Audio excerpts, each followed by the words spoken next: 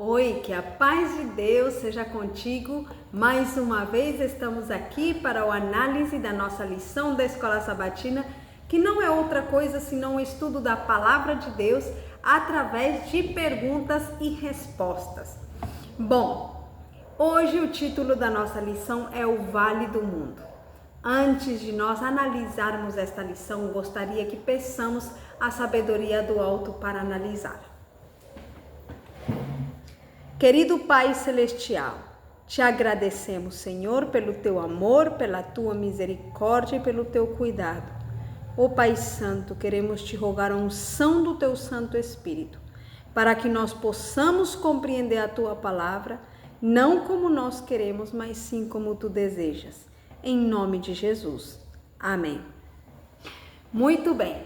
Então, vamos com esse título, O Vale do Mundo. Mas antes, quero lhe lembrar que se você deixar o seu joinha, se você se inscrever no canal, se você colocar o dedinho ali no sininho para receber todas as notificações quando temos um vídeo novo, você vai nos ajudar para que outras pessoas também possam ouvir esta mensagem de salvação, a palavra de Deus. Bom, a nossa introdução de hoje, em Efésios capítulo 2, versículo 4 e versículo 5 nos diz: mas Deus, sendo rico em misericórdia, pelo seu muito amor com que nos amou, estando nós ainda mortos em nossos delitos, nos vivificou juntamente com Cristo, pela graça sois salvos. E um parágrafo do livro Grande Conflito nos diz: a graça de Deus se há manifestado, trazendo salvação a todos os homens. Isto é bom e agradável diante de Deus nosso Salvador, que quer que todos os homens se salvem e venham ao conhecimento da verdade, porque há um só Deus e um só mediador entre Deus e os homens, Jesus Cristo, homem, o qual se deu a si mesmo em preço da redenção por todos. Isso também está na Bíblia, no livro de Tito, capítulo 2, versículo 11, e 1 Timóteo, capítulo 2, versículo 3 até o 6. O Espírito de Deus, ele é concedido livremente para habilitar todos os homens e apoderar-se dos meios de salvação. Assim, Cristo, a verdadeira luz, ilumina a todo homem que vem ao mundo. Isso está também no livro de João, capítulo 1 e o versículo 9. Os homens não conseguem a salvação pela recusa voluntária da luz da vida. Então, Deus, ele já enviou tudo, já está fazendo tudo para a nossa salvação. A decisão é nossa. A graça de Deus se manifestou para todos nós. Deus não quer que ninguém de nós se perca, mas quer que todos sejamos salvos. Vamos para a nossa primeira pergunta da nossa lição, o Vale do Mundo.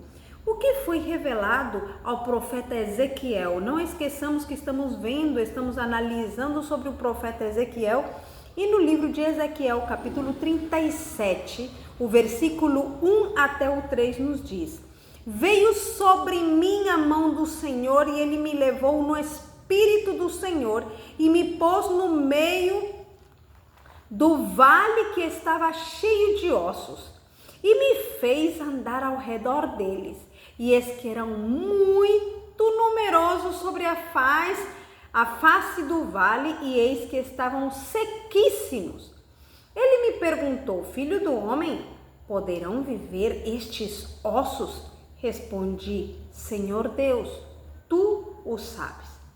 Efésios capítulo 2, o versículo 1 diz: ele vos vivificou, estando vós mortos nos vossos delitos e pecados.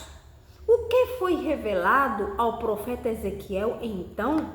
Foi revelado a ele um vale que estava cheio de ossos, e esses ossos estavam sequíssimos. E o Senhor diz para Ezequiel: poderão viver estes ossos? E Ezequiel disse: Senhor, tu o sabes.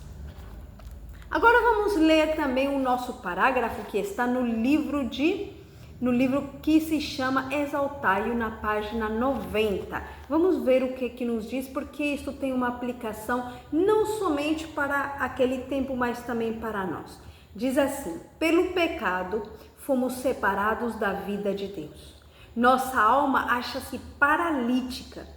Não somos por nós mesmos mais capazes de viver uma vida santa do que o impotente homem era capaz de andar. Aquele paralítico, no tempo de Jesus. Muitos compreendem sua impotência, anelam aquela vida espiritual que lhes trará harmonia com Deus e estão se esforçando por obtê-la. Mas em vão. Em desespero, essas pessoas clamam: miserável, homem que eu sou, quem me livrará do corpo desta morte?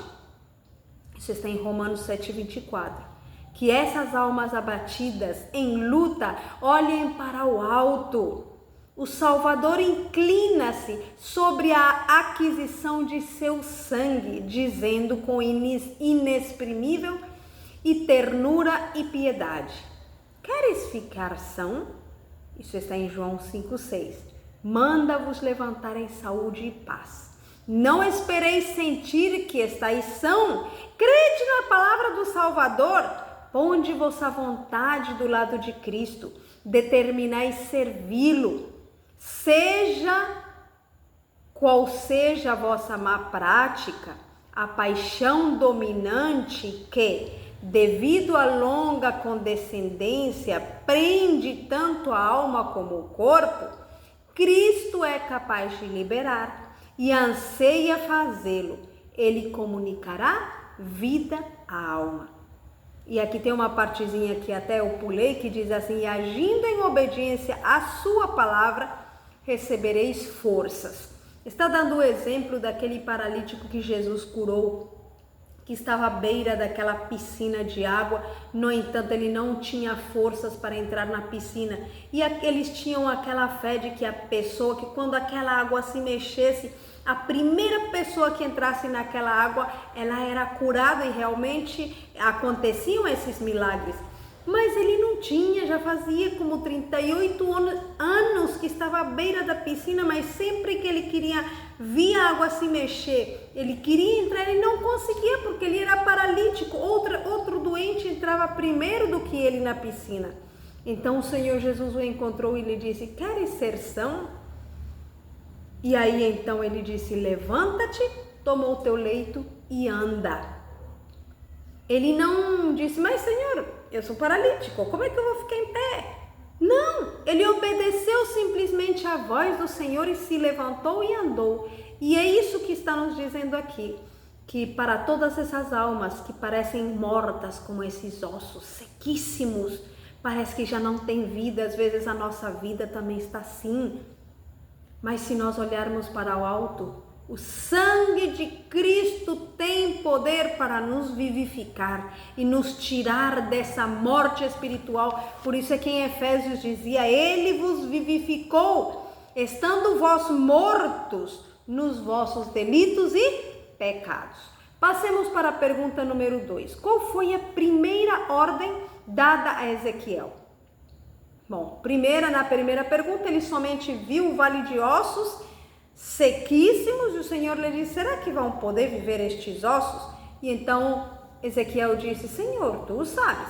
Vamos ver agora a primeira ordem que Deus dá a Ezequiel. E em Ezequiel capítulo 37, versículo 4, depois o versículo 7 ao 8 nos diz: então me disse: profetiza sobre estes ossos e dize-lhes: ossos secos, ouvi a palavra do Senhor. Profetizei, pois, como se me deu ordem. Ora, enquanto eu profetizava, houve um ruído, e eis que se fez um rebuliço, e os ossos se achegaram osso no seu osso. E olhei, e eis que vieram nervos sobre eles, e cresceu a carne, e estendeu-se a pele sobre eles por cima, mas não havia neles fôlego. O que quer dizer? Ou seja, tinha se juntado o osso com o osso, tinha até crescido os nervos, a pele, tudo, só que não tinham vida, não tinham fôlego. Romanos 10, 17 e 18 diz: logo a fé é pelo ouvir, e o ouvir pela palavra de Cristo.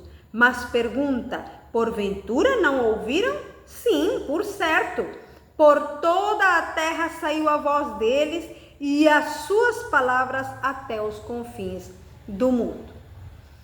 Então, qual foi a primeira ordem dada a Ezequiel? Que ele profetizasse sobre aqueles ossos. E então, quando ele profetizou, ele ouviu um ruído, um barulho, e aí ele viu que os ossos estavam se juntando com ossos, encheu-se de pele, de nervos, da carne, da pele, mas neles não houve fôlego de vida ainda, certo? Aqui no livro Testemunhos para a Igreja, volume 4, página 354, nos diz: a alma, morta em ofensas e pecados, precisa experimentar idêntico processo a fim de reconciliar-se com Deus e tornar-se participante da vida e alegria de Cristo. O pecador participa da natureza divina quando, em união com Cristo, o homem finito é ligado com o infinito Deus. Quando unidos assim, as palavras de Cristo permanecem em nós e não somos atuados por sentimentos intermitentes, mas por um princípio vivo e permanente. As palavras de Cristo precisam ser meditadas, nutridas e entesouradas no coração. Então, nós já respondimos que a primeira ordem dada a Ezequiel foi profetizar sobre aqueles ossos, né? E agora assim também, esse processo de união osso com osso, que a carne precisava subir, a pele também, e tudo isso, aqui diz que uma alma que está morta em ofensas e pecados precisa também experimentar um processo semelhante para que a vida possa ter, né? Neste momento nós vimos que houve um processo, mas ainda não havia vida. Então vamos para a próxima pergunta para que nós possamos ver como aconteceu, se é que chegou a ter vida ou não aqueles corpos que já eram corpos, né? Porque já não eram mais ossos secos. Pergunta número 3. Qual foi a segunda ordem? Ezequiel 17, 9 e 10 nos diz: então ele me disse: profetiza ao fôlego da vida. Profetiza, ó filho do homem, e dize ao fôlego da vida: assim diz o Senhor Deus, vem dos quatro ventos o fôlego da vida, e assopra sobre estes mortos, para que vivam. Profetizei, pois, como ele me ordenara. Então o fôlego da vida entrou neles e viveram, e se puseram em pé um exército grande em extremo. 1 Coríntios 3,16 diz: não sabeis vós que sois santuário de Deus e que o Espírito de Deus habita em vós? Então, qual foi a segunda ordem? A segunda ordem para o profeta Ezequiel foi que ele profetizasse agora aqueles corpos, porque já eram corpos, né? Para que o Espírito, o fôlego de vida pudesse entrar neles. E diz que quando ele profetizou, o fôlego de vida entra nele, e eles se levantaram e viveram, e se tornou um grande exército. E aqui no livro de 1 Coríntios já está dizendo também que nós somos o templo do Espírito Santo, porque o Espírito de Deus habita em nós. Então esse fôlego de vida, a presença do Espírito de Deus é necessário na nossa vida, no nosso corpo, para que ele possa viver espiritualmente. Aquele que mais ama a Cristo, maior soma de bem fará. Não há limites à utilidade de uma pessoa que, pondo de parte o próprio eu, oferece margem à operação do Espírito Santo na pessoa e vive uma vida inteira de consagração a Deus. Caso os homens suportem a necessária disciplina sem queixume ou desfalecimento pelo caminho, Deus os ensinará a cada hora, a cada dia. Anseia revelar sua graça. Se nós deixarmos o Espírito de Deus trabalhar na nossa vida, está dizendo aqui que Ele vai ensinar a cada hora, a cada dia. Diz que se nós deixarmos, ou se nós suportarmos a necessária disciplina, às vezes nós não queremos a disciplina do Senhor, uma aflição, alguma coisa que está nos faltando aos nossos olhos. Pode ser que às vezes uma necessidade, uma doença, um problema possa fazer que nós nos aproximemos mais de Deus.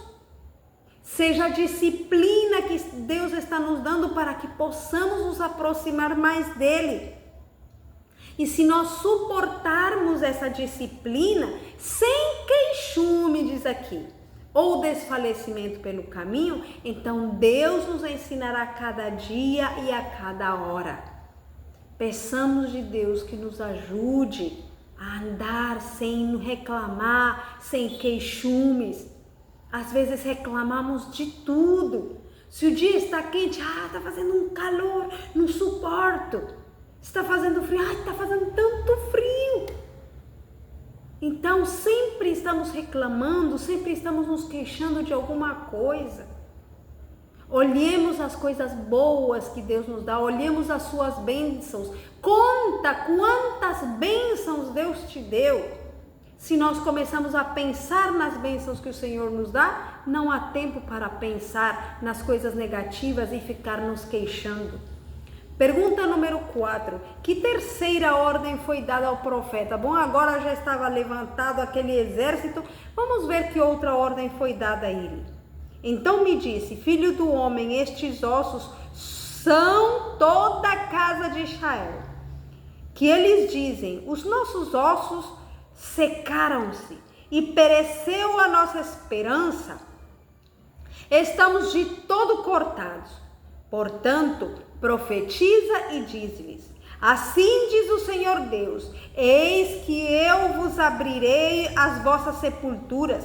Sim, das vossas sepulturas vos farei sair, ó povo meu, e vos trarei a terra de Israel. E quando eu vos abrir as sepulturas e delas vos fizer sair, ó povo meu, sabereis que eu sou o Senhor.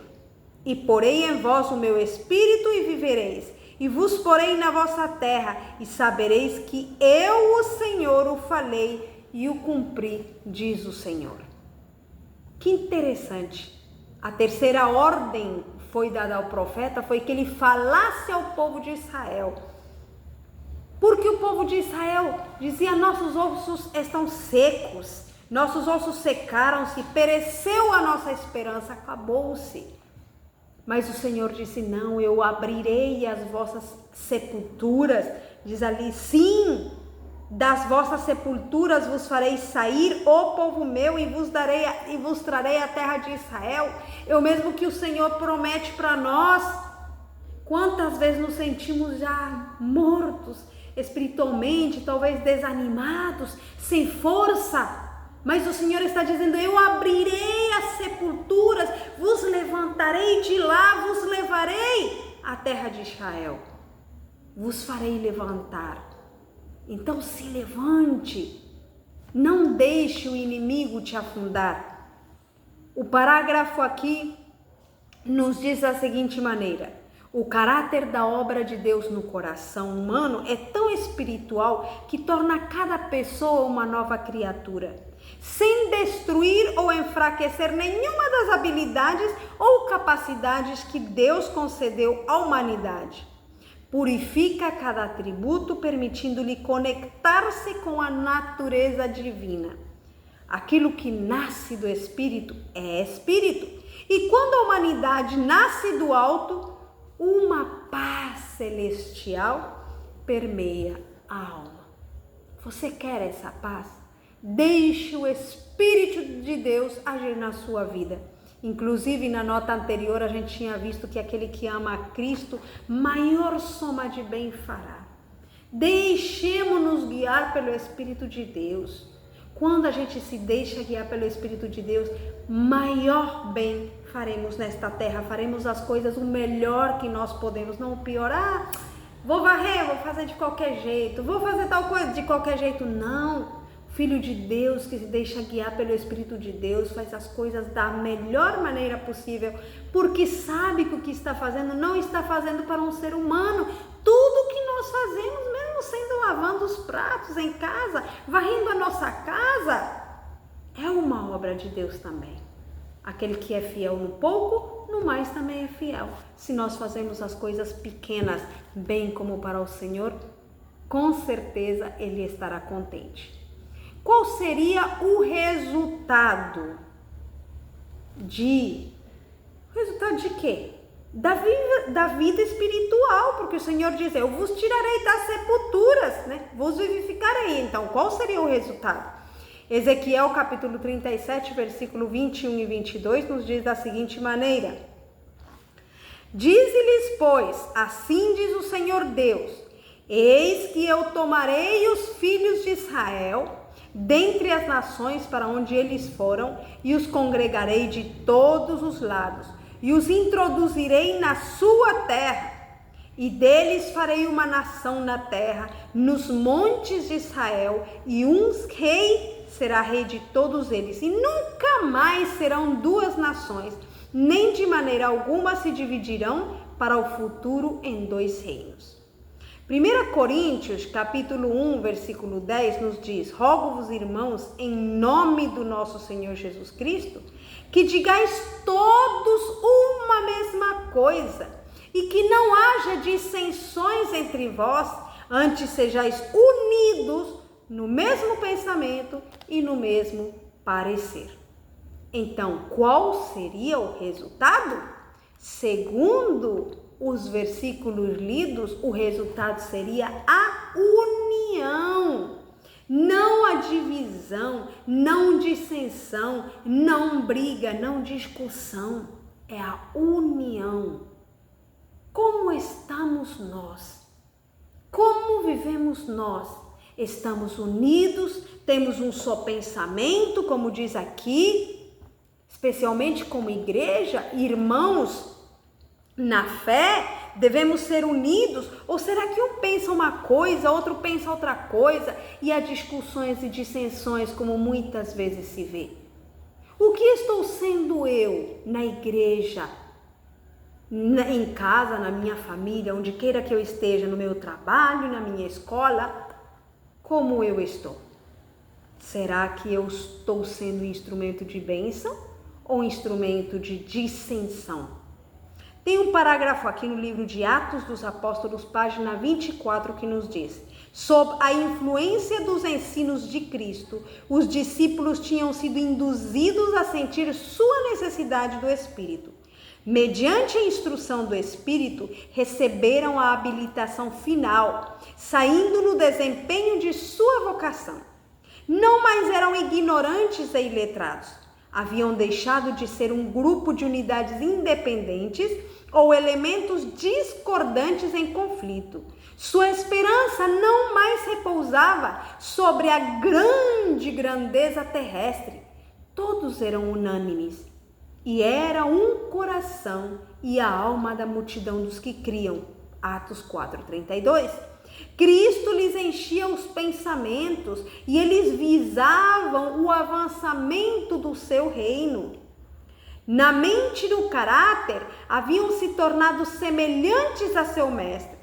E os homens tinham conhecimento que eles haviam estado com Jesus. Então, mediante a influência do Espírito, eles receberam uma habilitação para levar a mensagem a diferentes lugares. O que mais aconteceria? Pergunta número 6. Vamos ver em Ezequiel capítulo 37, versículo 23 e 24 o que nos diz. O que mais aconteceria? Diz aqui: nem se contaminarão mais com seus ídolos, nem com suas abominações, nem com qualquer uma das suas transgressões, mas eu os livrarei de todas as suas apostasias com que pecaram, e os purificarei. Assim eles serão o meu povo, e eu serei o seu Deus. Também meu servo Davi reinará sobre eles, e todos eles terão um pastor só. Andarão nos meus juízos e guardarão os meus estatutos e os observarão. Salmos 23, 1 até o 3 diz: o Senhor é o meu pastor, nada me faltará. Deitar-me faz em pastos verdejantes, guia-me mansamente a águas tranquilas. Refrigera minha alma, guia-me nas veredas da justiça por amor do seu nome. Então, o que mais aconteceria? Ali diz que não se contaminariam mais com os seus ídolos, nem com as suas abominações. Deus os livraria das suas transgressões, das suas apostasias com que tinham pecado, os purificaria. E ali diz: e eles serão o meu povo, eu serei o seu Deus, e o meu servo Davi reinará sobre eles. E diz: e todos eles terão um só pastor, andarão nos meus juízos e também nos meus estatutos e os observarão.